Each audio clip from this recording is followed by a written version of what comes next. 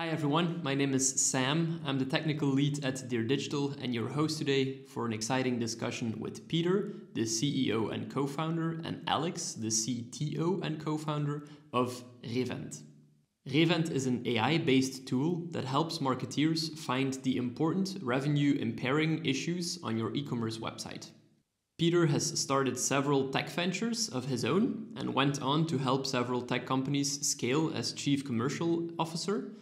Alex, on the other hand, is the CTO of Vavato, an extremely successful online auction website where he saw firsthand how important it was to be able to know which issues are arising on the site that could be impairing to the revenue. This really was a very insightful talk, especially when you think about the data-driven approach that is taking over e-commerce as a whole. Hope you all like it. Here we go.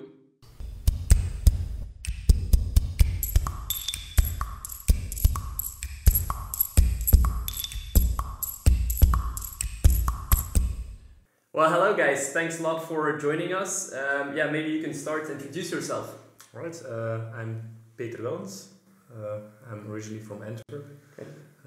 I'm here to talk about Revent, the company that I started together with Alex, with Bitbag, who's now not joined with us, but is our third co-founder. I'm very happy to be here with you guys at Dear Digital. Awesome. You can maybe say something about your background. Sure. After we just introduced Alex, right? Yeah, sure. So tell me something about yourself. Hi, I'm Alex Rice, originally from Brazil, moved to Belgium 11 years ago to join Bert Bak in his first company, Adventure, who's now one of our 3 co-founders. I love living here in Belgium and working in tech. Okay, awesome. So how did you guys arrive in the e-commerce space? Because now you're starting something in e-commerce, right? What did you do before? Maybe both of you can just maybe I'll start, and then because Alex's backstory is going to lead us straight to Revent, which is a good flow to the story. Yeah. So I'm a commercial engineer by education. I studied in Antwerp. Also did a short semester in Berkeley in California, which is where it was at the time when Facebook was only like 5 years old and Twitter was really starting up, etc. So I was really like good time to be in the valley. It was like inundated in the startup stuff, and especially it was the first time where I saw like people my age starting companies. I know that was very transformational for me. It was like I was like 20 years old and you saw like 21-year-olds and 19-year-olds starting these crazy ambitious tech companies. So I knew that when I went back to Antwerp, and some of my close friends, we really started talking about like, hey, maybe instead of working for like a cool big 3, big 4 company, that's also a road we can take. And I remember that the choice that we did for our thesis, for example, was also influenced that decision. So we really were looking at like things to build ourselves, to test ourselves, rather than taking on existing business cases from bigger companies. So in the end, did end up working for PricewaterhouseCoopers for a while, which was a great experience. But then with one of my friends from colleagues, we ended up going into the more entrepreneurial part and did some projects in the solar industry. The government had a lot of subsidies going for it there.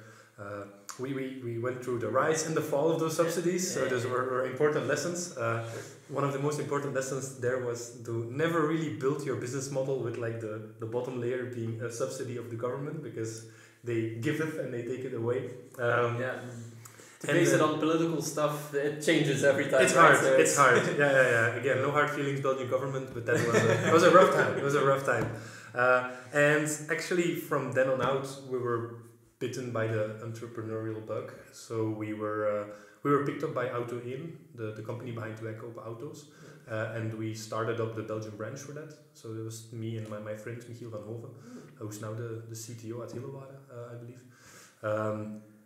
We grew that company to about 80 people, and then I started another company. So I left Auto1 and I started Chestnode, which is a company that's for people in Antwerp might maybe ring a bell. It was a social media company. We grew to about 50,000 users in Flanders, so we're really proud of that. And it was when I was working on that project together with Tom Leclerc that I also met Bitbag, our mutual friend, who in the end introduced us to each other. So Chestnode, after 5 years, we did not manage to scale it beyond a certain point, and so we ended that company, and that's when I went freelance for 4 years as a freelance sales director, because my love in the enterprise has always been the sales side. So commercial. Yeah, it's something I really think it's more of a science than an art. So I evolved that statement. I think 5 years ago I would have said the reverse, but I think you need to have a love for it, and that makes it an art form. But to really become better at it, you have to treat it as a science, because it's hard work, and if you treat it as an art, then you can't only do it when it's fun. But so that love for this commercial side led me to take on assignments as freelance sales director for a number of software companies. Yeah. And so one of that was in tech. It was always in tech. Yeah, I didn't really search it out at first. But my background, AutoOne was a tech company, Chestnut was a tech company. My background really made me a great fit for those companies. Learned a lot. Worked for Gorilla, a November 5 company. Learned a great deal from them. Really great company. Worked for Bagar. I worked at the Glue, which is a company from the SmartFin group. I think SmartFin invested in them. Part of the Projective group, I think, is more accurate. And that's where I met Alex, because they were in need for a freelance CCO, like a chief commercial officer, for a period of 12 to 18 months. And they also looked for a CTO, they also looked for an interim CEO, and then it turned out the CEO was Bert, I was a CCO, he knew me from my Chestnut days, and then the CTO was Alex, which brings us perfectly to Alex's story. Here we go! So just to make the link back to e-commerce, I started my career as a software engineer in the ERP space, back home in Brazil. Worked for the third largest... Where are you from in Brazil, actually? Curitiba. Okay. It's a city 400 kilometers to the south from São Paulo. Okay. So the weather is a lot like Belgium. Really? Is it? Yeah. Okay. Easy transition. Yeah. That's good. Because otherwise it would be hard to live here, probably, if you come from... Yeah, I asked people, I moved here for the weather now. I moved here for the tech scene for sure. Okay. So while working on ERP, I always looked at the back office side of not so much e-commerce stores at that point, but retailers and brands that had direct consumer operations. And that has always intrigued me. And I started working with those companies building Salesforce automation tools, which back then was more, and we're talking here like 99 to 2002. Okay. So yeah, the very beginning. The .com era, yes. the .com crash more or less. Yeah. So they were just starting sending their people on the field of laptops and taking orders of laptops and things like that. And that has always interested me quite a bit, the sales side of things. So I started that, and then one of their clients pulled me in as kind of like the general architect for a big motorcycle factory there. And well, they went under, so then I was left at a point where I had to either decide to move outside the country or move to São Paulo, which is the largest city in Brazil, in order to further my career. And for me, it was a no-brainer once I got an offer from then D-Square and Bertbach to come to Belgium and join the team as engineer number 1. But did you know Belgium before? Did you want to move here specifically, or how did you come in contact with them? Well, I found the job posting on LinkedIn. Okay, awesome. Yeah. So that existed back then already. Thank you, LinkedIn. Yeah, Wow. Yeah. Thanks, Reid Hoffman. I love LinkedIn. Please invest.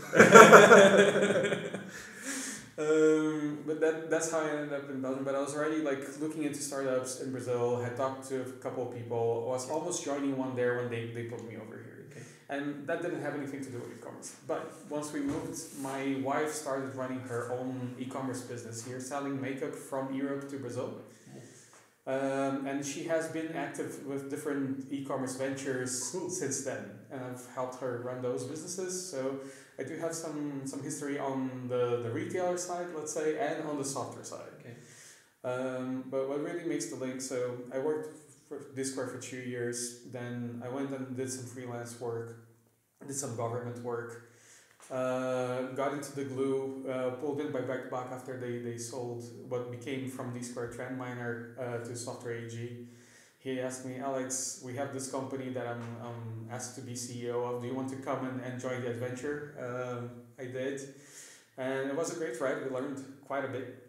Absolutely. And so what did they do? Because I don't really know the company that well. But The Glue was in banking. They're a platform builder for banks. Wow. Yeah. Oh, it must have been interesting. Yeah. Yeah, really, really interesting. No link with e-commerce though. But right after that, when the company decided to go into consultancy and we were more product people, so I wanted to go back to product. And we had a chat with a common investor who asked me to join Vavato, the auction house here in City Class, which is, by the way, where D-Square started and where I lived for 11 years in Belgium. Okay. Just moved to the north of Antwerp now. Okay, cool. So at Vavato I could use actually all those learnings that I had from the ERP days, from running those e-commerce shops with my wife, and be the CTO there and help them enable 2x growth over 3 years in a row. So we got into the Deloitte Fast 50 a couple of times and doubled in size 3 times since then, and got acquired by TB Auctions in the Netherlands end of last year. Okay. What does the company exactly do? I know it, but maybe for the listeners, and what were your challenges, or what did you have to do there, more or less? Yeah, absolutely. So I was responsible for the running of the platform and the website. I set up a development team from scratch there. We inherited the platform from an external partner. Vavato is an auction house that sells exclusively online. If you've been on Facebook in Belgium, you've probably seen an ad from Vavato. What do they mostly sell actually? It's very varied. They started out selling cars, like the cool cars, like either classic cars or the luxury cars. But then they branched out, and I think today probably the highest volume comes from like home decoration and construction things. Okay. How big is it more or less? In which category should we like? How much revenue do they do more or less on the platform? How many people buy stuff? Like, what is the traffic kind of in big ranges? Yeah. Do you know more or less? Trying to pull out the back of my head. I do know the numbers. I don't know if I may disclose them. Right, yeah, because isn't TBO publicly listed? No, no, they're or not. not? They're owned by private equity. Oh, okay, yeah. So it's big probably, but but they're mostly in Belgium, or was it international then? Yeah, Belgium and the Netherlands. And when we were expanding to the Netherlands, we realized it's hard to enter market.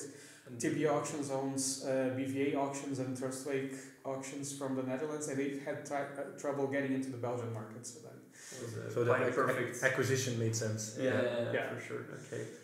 And so then, you guys met at that company before, right? Before Vavato, yes. yeah. And then how did you stay in contact, or why? Well, actually, I think it's fair to say that we're both huge nerds. And that really made it click. You know, we love our work, but I'm an avid gamer.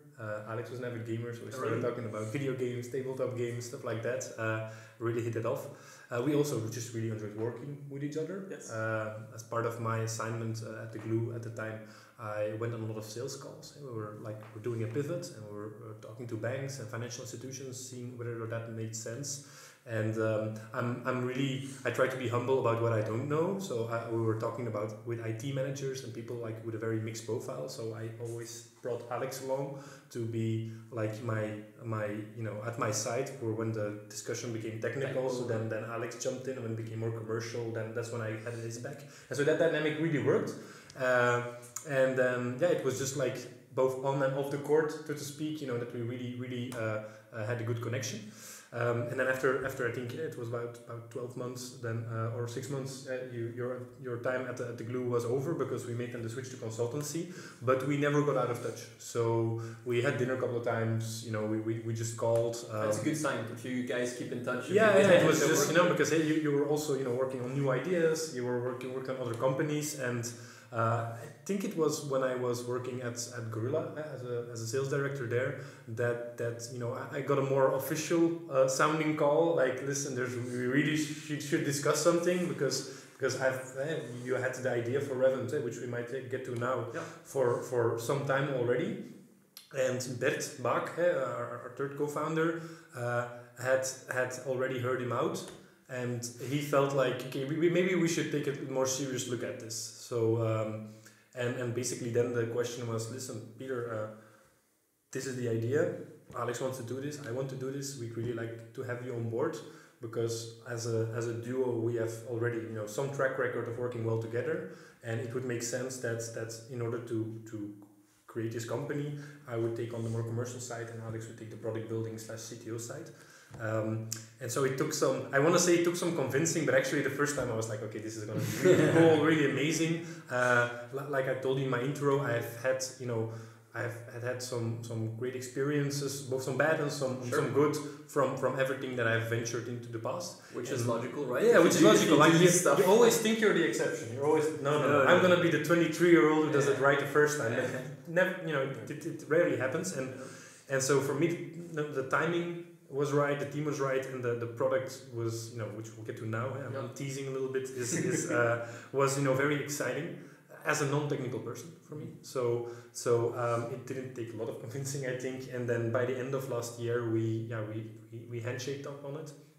And then we just knew like, okay, Alex has to do X number of has to close off his project. I have to close off my project. And then we had a day to start. And then in March, late March this year, we founded the company. So it's very early, but we are taking on first trials. It's very exciting. I'm sure we'll get to that too. But like product market fit is where we're at right now. Like getting towards that. To be perfectly clear. So that's the inception story from how I experienced it for Revent. Cool. Yeah. I was drawn in by the story. Go ahead and tell what Revent does, and we're going to go back to Alex to say where the idea comes from, more or less. I'll say the 2-sentence pitch, and then you can say like everything that led up to the actual product. So what we actually do is we give the marketeers, or the chief commercial officers, or the e-commerce managers of this world, who are responsible for web shops and e-commerce hitting commercial targets. We give them a tool to prioritize what they have to work on and what they have to discuss with their IT colleagues in order to maximize the revenue that comes out of their store. So revenue is the revenue defender. A Revent is a revenue defender. This revenue plus D. Yeah. Very boring, but Revent. We thought it sounded powerful. It's it's like a guard dog for your business operations. Cool. Okay. Now you go into the details. Right. So you asked about the challenges I faced at Vavato. I think one of the greatest challenges I faced as CTO is being ahead of the clients and the business in figuring out what's wrong with the website and being able to sleep well at night. I was always worried, like, okay, if nobody is looking at the website tonight and something happens, when am I going to know it and how much money are we going to lose for it? Right? And I had my marketing colleagues coming to me with things like, Alex, could it be that we're putting a lot of people through the website for registrations, but people in Safari cannot complete it? And we also had sometimes outages with the payment service that wouldn't accept payments, or you wouldn't be able to initiate payments. We had that was only noticed by our finance team after 2 days. So that caused quite a big increase in non-payments for auctions, and especially in the auction business, it's quite critical because you don't pay when you place your bid, you pay after you win. So if it's an impulse buy, you start losing people the more you win. Okay. So that's kind of the originator of the idea. It's like this will to be able to proactively monitor the operations of the website. And because you're a product guy, you made the switch for, okay, we have this issue, you probably resolved it or tried to resolve it at Vavato because it was quite important to you. Yes. But then you said, okay, probably a lot of businesses will have this. So just to be clear, I didn't start writing Revent while I was at No. I have looked at the market when I was there and looked for solutions, right? And we spoke to Datadog, we spoke to New Relic, which are more like from the technical side, application monitoring solutions. But at Vavato we were using AppSignal, great product by the way, guys. And AppSignal can tell us, okay, your website is slow here, there are so many errors coming through, but there's nothing that tells you, okay, payments are not coming through, or checkouts are down by 20%, or anything like that. You can get that from things like Google Analytics, but then you get that a day later. Right, and that's super late. You already lost the money. You already left the money on the table. So what really frustrated me is not being able to catch those early on and be able to act upon it before we started bleeding too much money. Sure. I think to quickly jump in there, because it's like an important thing to stress in why we believe Revent is worthy of being part of the mix, it's being one day late might not sound like a lot, but in e-commerce, like Alex said, if it's an impulse buy, if there's so many alternatives to go to, like that 1 hour can mean a lot of revenue. If you have a company that does let's say 20,000 or 50,000 euros on a and it's good not day. only revenue, I would say, right? It's brand. I mean, people, Trends, and who knows? I mean, who they talk to, what it has as an impact on the brand, on customer service, maybe even on hours that everybody spends. Like, what the fuck is going on? We don't know. We don't see it. I mean, what could be wrong? And there's a statistic that you showed me. I can't quote where it came from, but that only 1 in 13 customers, when they experience an issue, actually report it. So the time it came to someone like Alex, we can speak to that as well. I mean, sure. We have a lot of things like we change something, or the client changes something on their website, and then like a couple of days later, something comes to you like maybe this is not working well. It's like, yeah, but it has been 5 days ago. Sure. And so then you ask yourself, how is it possible? But it's because only 1 out of X customers really wants to take the time to reach out, right? Because it's not their job. They're like, okay, fuck it, I'm going to go to another website, and they don't take the time to write an email. So and in a sense, IT is doing an amazing job, like tracking everything from both the technical side and we think also from the commercial side. But it's something that as a marketeer, you're very dependent on what comes out of that department, and sometimes you have to go bother them, like they bothered you, like saying, we feel like something's not right here. Maybe you should check. And as IT, you have so much on your plate already. So it's firefighting. And so what we want to do is make sure that if there's firefighting to be done, that the marketeer who approaches IT or the marketeer who needs something fixed is optimally armed. It's like, okay, but we know that this here is probably what caused something to go wrong. So like we see it as win-win-win. And so the revenue is part of that, but also the time you have to spend firefighting. So yeah, a lot of things we believe going for it, and obviously that's what we're trying to test now. Okay, yeah, I'm interested in the human aspect as well because it's cross parts of your business, right? Marketing and IT, and which is hard. And like you say, I think arming those people with the right tools to get on the same page with the more technical people is actually something that is very important. And also that takes very long, normally. It takes very long, and also it's to be perfectly clear, we are not interfering with the existing tools. I think that was something that was very important for us. Yes. Like we're not saying, oh, you have these and these and these trackers, throw them out. No, it's like we want to make you more eloquent in pinpointing the exact things that we believe might be causing you to lose revenue. Okay. And so we're not saying to IT, hey, add this to your dashboard. Here's another tool for you to implement. No, it's like, dear marketeer, this is something for you. And here's the metrics you care about and how they are being impacted by this thing that's happening, right? Because if you give a marketeer an application monitoring tool like Datadog or New Relic, which we are not trying to replace, like Peter was saying, then they don't have anything with it. It's like, my site is faster or my site is lower, but that's all I know, right? And there's all these technical errors happening that I know very little about. But if you give them a concrete number of like, okay, there has been a drop of 20% of checkouts on mobile, then they can really act on that and they can really get a sense for like how important is this, and then they can help the IT colleagues prioritize what is actually going to cause the most top line revenue impact. Okay. This is a part of the whole data-driven e-commerce thing that is going on, right? I mean, more and more. It's like a shift, like almost like cognitive shift towards. Exactly. So, like you say, there are already a lot of tools that are playing into that more or less, and then Revent is a part of that. So it's a different application, a different dashboard that people will have to look at next to the other things, or how do you then see it more or less? How would it play into the other tools that are there already? I think Alex, you had that's part of Alex's genius in the start. I think he had a very good answer to that as to we want to. I'm gonna let you to say it. I'm stealing all of your thunder. I'm just so excited about this. Right? That's what happens when you pair up with a sales guy, right? It's like no, but you speak when I can, so that's true. Yeah.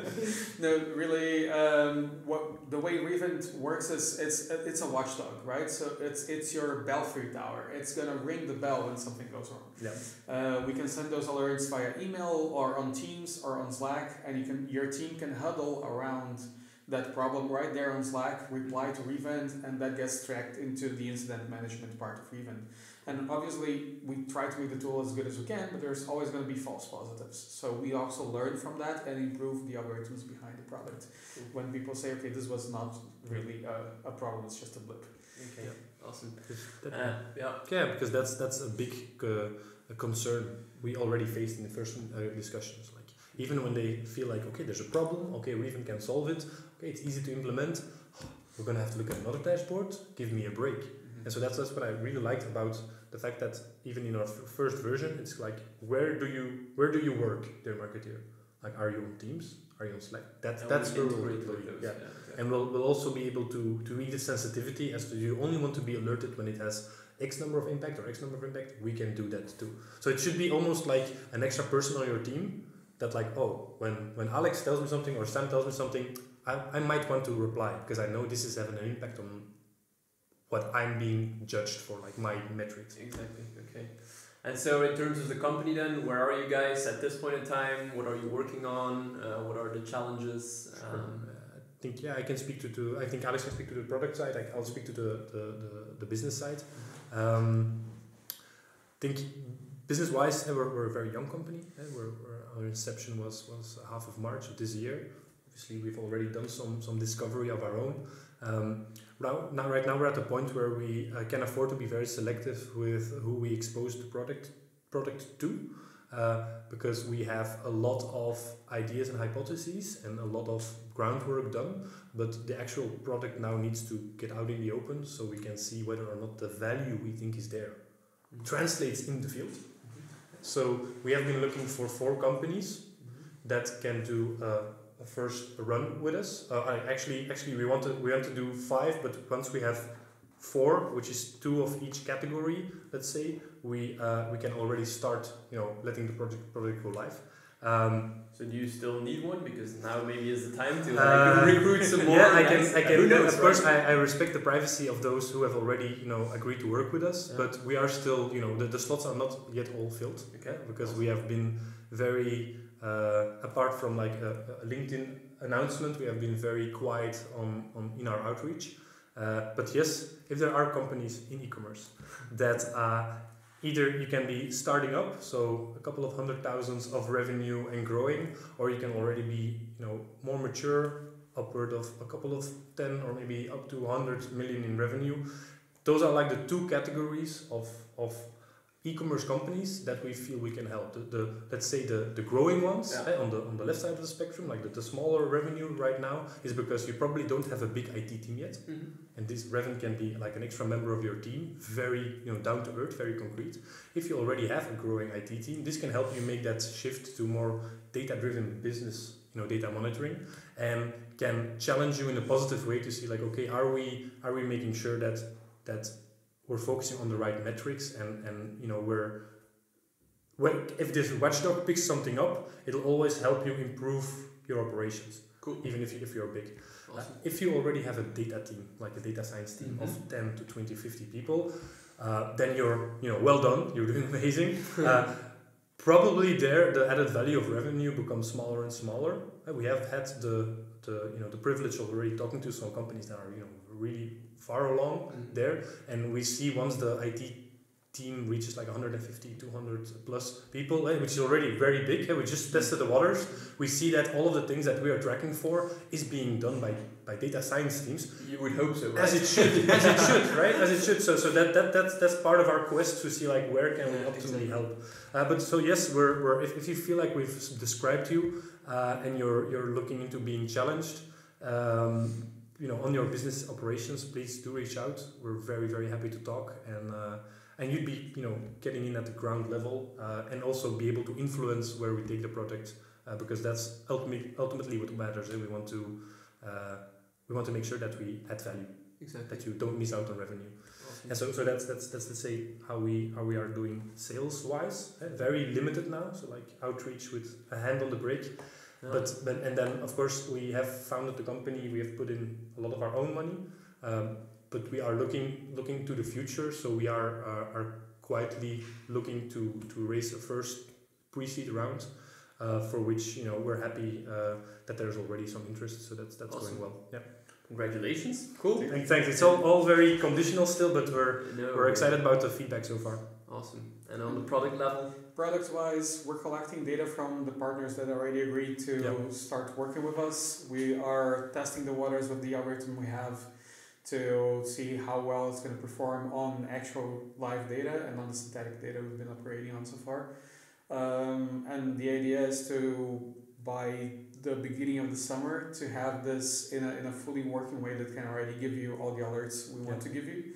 And then taking that more into a full-blown product, let's say a minimum lovable product, not a minimum viable product, by the end of the year. Okay, awesome. Can you maybe say something about how it actually works? Like, how are you able to give those notifications? Don't go into very big details, or very tiny details maybe. But like, for non-technical people to more or less understand. Sure. So we ingest event streams that are generated by the e-commerce platforms and the other tools you use. Mm-hmm. And based on those event streams, we create a AI model that helps us then do variable thresholds rather than fixed thresholds, which is what most monitoring tools operate on, to generate those alerts. Okay, awesome. The whole AI thing, is that something that could have happened 2 or 3 years ago already? Like, I don't know a lot about AI, and it's always nice to be in discussion with someone who knows a lot about it. Like, because what I sometimes hear is that the big wave of AI is coming. Still, right? It's always a year away. No, right? exactly, yeah. Because a lot of people say, yeah, I've been talking about it for like a long time. It's like Bitcoin to 100K. Always next year. Now these days it's... AI is the new electricity. But no, honestly, what we're doing with Revent, it is novel, but it doesn't involve novel science. Okay.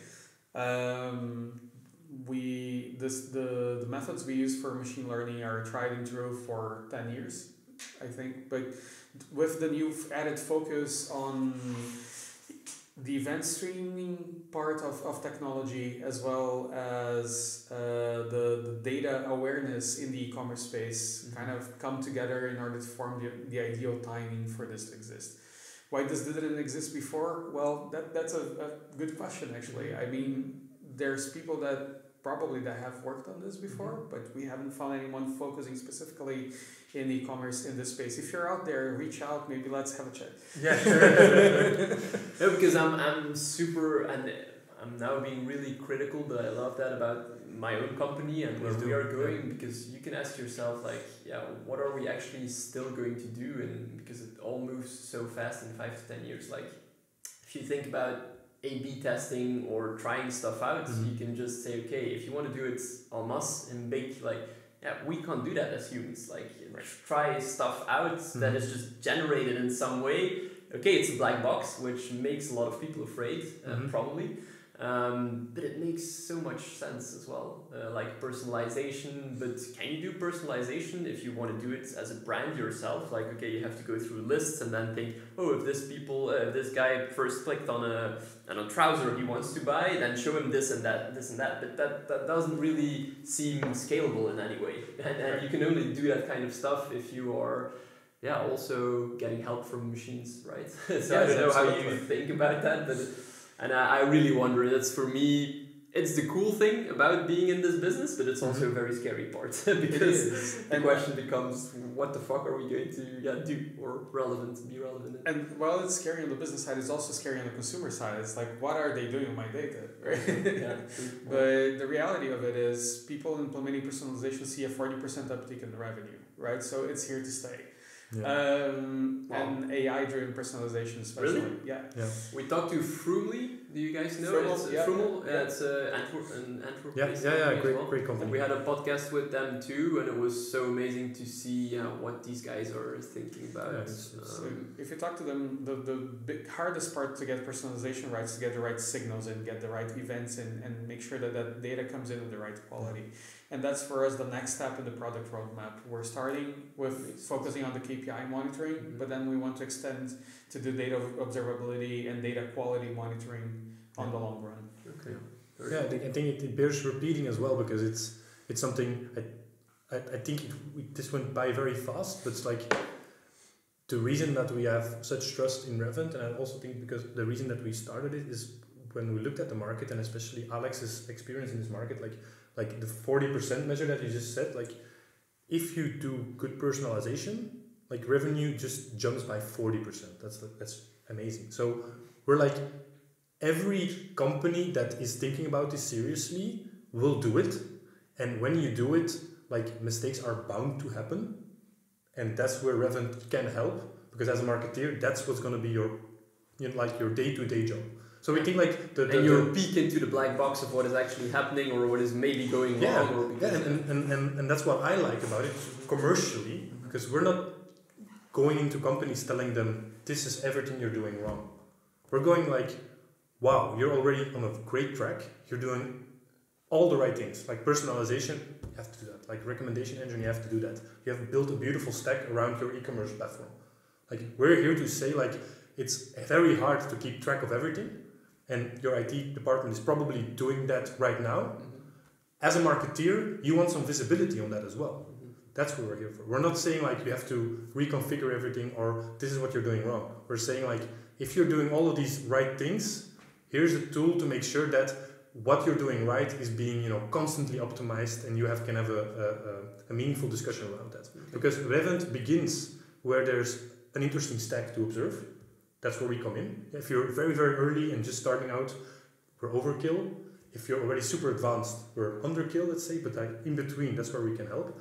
We start where you're already on a good track, and Revent's service as a tool ends when we say, listen, this is what we've observed. It's up to you what you do with it. So we're not gonna then say, press here and you make changes, because then IT is gonna, and I understand, they're gonna be like, what is this tool that thinks that they can do better what we're doing? We can't. We can just give you the information so you can, make your decision hopefully more informed and with less resistance from marketing. Yeah. Because if marketing knows better what's going on, or let's say has a clearer way of communicating that without having to dig into the data himself, again, we think everybody wins. Mm-hmm. Sure. Maybe we'll get back to some of the topics that we just discussed, but talk a little bit about e-commerce in Belgium and in Europe, sure. The platforms that you guys see, technology stacks that you guys see, because and then I also want to get into, and it's a reminder to myself, sure. To the talent side of things in Belgium, and how are you guys tackling that specifically? So maybe we can firstly talk about the stuff in Belgium itself. So okay. Are you the clients that you're aiming for right now? Are they Belgian companies? Yes. Yes. As in the two clients that have agreed to work with us are Belgian. Okay. A lot of them that we're now talking to and hoping to also get on board for the first design phase, let's say, are also Belgian. But we're also talking to a number of companies in Brazil. Okay. No surprise. Where it's a huge market. It's 40 million people that have essentially skipped ahead to e-commerce very very powerfully, and the market there is also very, very interesting. As I understood it from Alex, there's a lot of companies there that are growing well and are in that stage where they're growing enough to have added value from Revent, but are not to the point yet where they have an industrial sized IT team, so that they where Revent might not be suitable. Interesting. In Belgium itself, so it's interesting to hear that you have several companies that are interested in this in Belgium itself, because you're looking for big growers or big scale. Yes. Belgium is doing very well.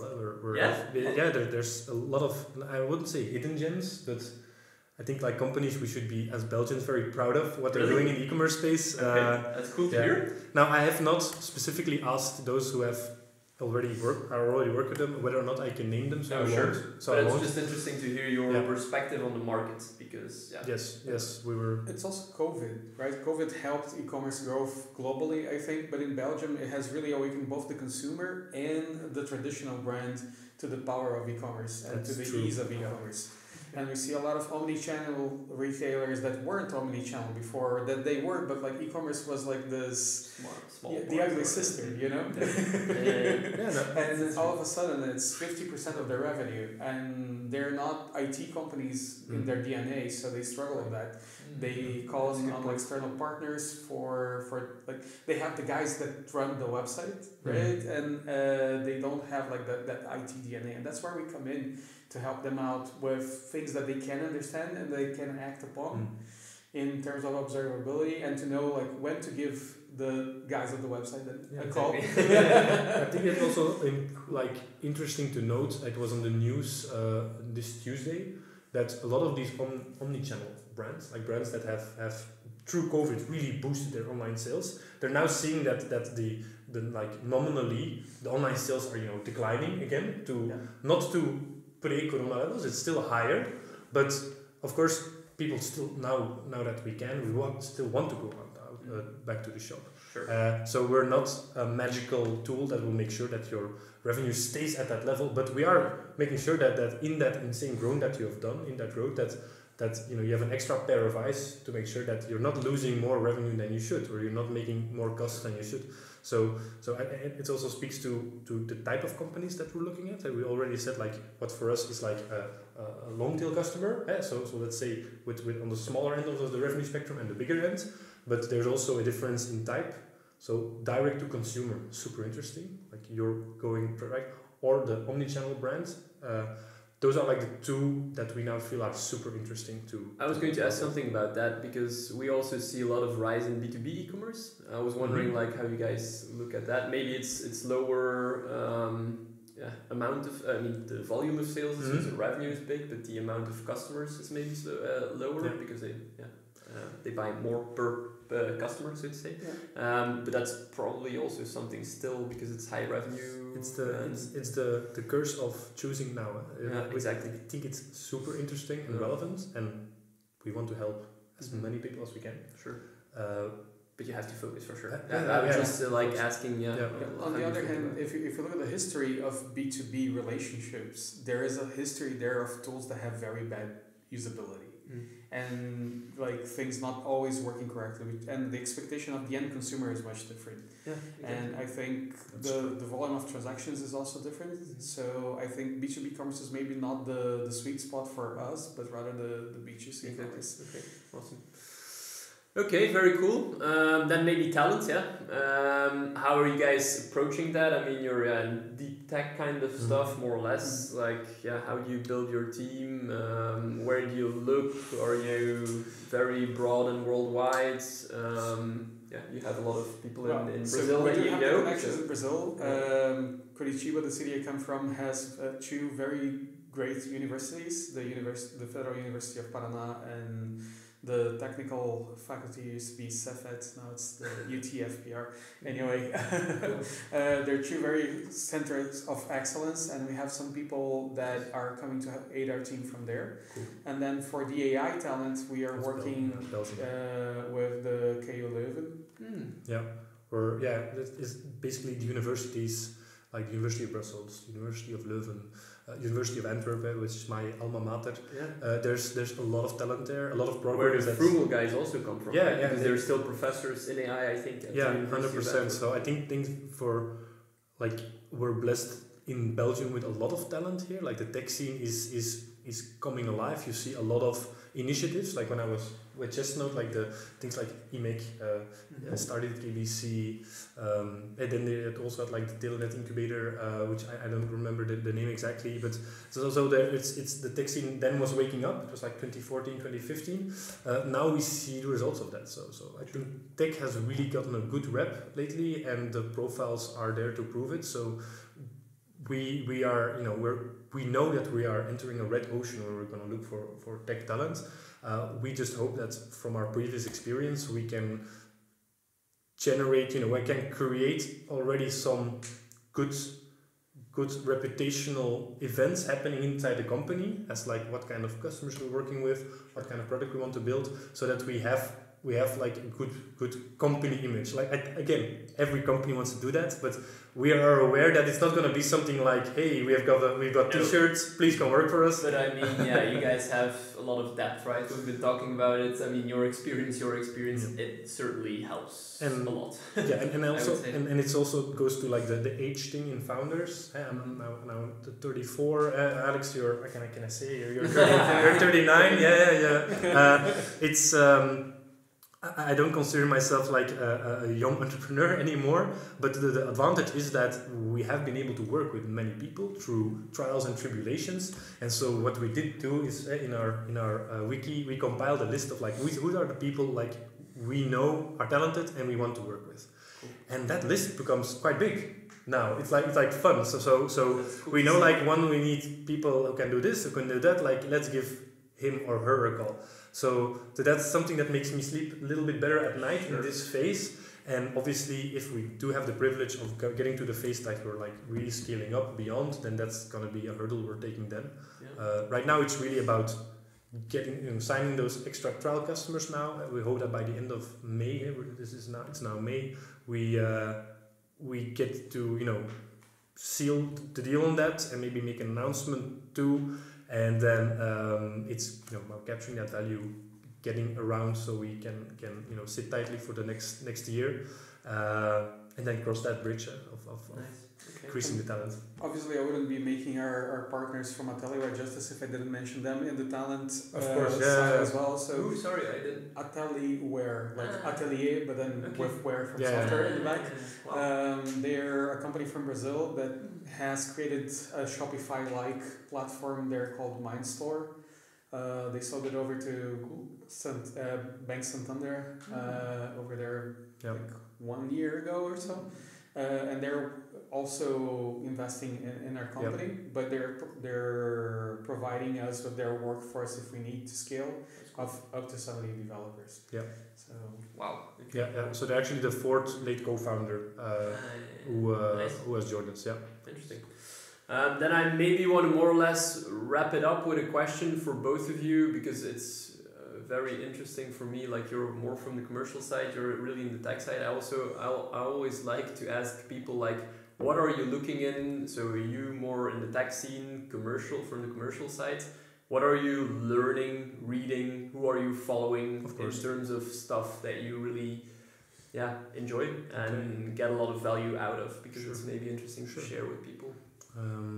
So next, of course, to all the work that you're doing for Revent itself. Yeah. I mean, I'm gonna maybe start with a very cheesy answer. It's like I'm learning like a lot from Alex. I'm learning a lot from Bert.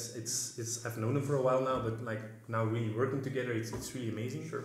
And I feel like a team that's functional should, at least at the start, at the core, be comprised of people who really know what they're good at and what their founders are good at. So I really feel like there's overlap in what we know about sales and tech, but I can trust him to do what he does best, and he trusts me. So that's a great feeling. Same with Bert. So the 1 + 1 is 4. And then Bert is not here. Same with Atelier. These guys have the e-commerce. They built e-commerce stuff already, which is we noticed it from day one. Bert has successfully built and exited companies in the data sphere, so he's like really tough on us on that.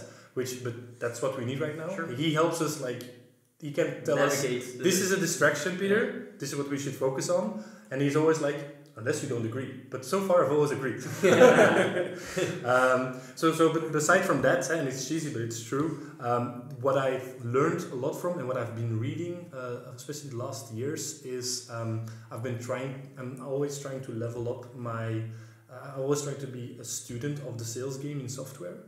And there's 2 books in particular that have really shifted my mindset. So one is Medic from Andy White. Okay. So it's spelled like MEDDIC, Medic. Okay, yeah. It's not a sales methodology, but it's more like a qualification framework. And there's never like the perfect framework, but for me, there hasn't been anything in sales that I have not been able to match that framework and be like, okay, now we know what we don't know and we can go to the next step. And then to follow up on that, if you found that a good book or you know it already, there's also The Qualified Sales Leader from John McMahon. This guy is like a sales heavyweight from the States. He's been 7 times CRO of companies. I think he was at HubSpot. I think it was like Zendesk, like super. I'm maybe not looking the names right, but it reads. The book is very thin. If you're an avid reader, you can read it in a weekend, and it's all written as a conversation. So he's doing a consulting job for a big SaaS company, and he's like telling them like how can you upgrade your sales level. So it's for everyone already in sales who hasn't read it, read it. If you're looking to go into software sales, there's no better place to start, I think, than those 2 books. Very cool. Thanks. Yeah. Awesome. What about you? In terms of tech?